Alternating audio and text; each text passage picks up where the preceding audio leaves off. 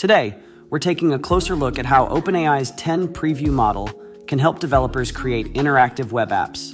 In this demo, we'll generate the code for a music discovery app that visualizes songs as planets in a solar system, right from ChatGPT. We start by prompting ChatGPT to generate the HTML, CSS, and JavaScript for a solar system-themed music discovery app.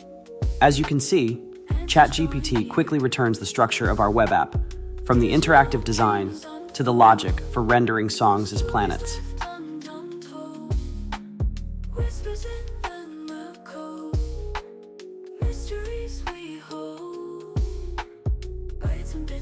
With the code in hand, we simply copy it and move to our development environment. Here, we open Visual Studio Code. Pasting the generated code into our workspace, we're now ready to bring this app to life. Next, we open the app using a live server directly in VS Code, allowing us to view and test the web app in real time. The solar system comes alive, each planet representing a different song.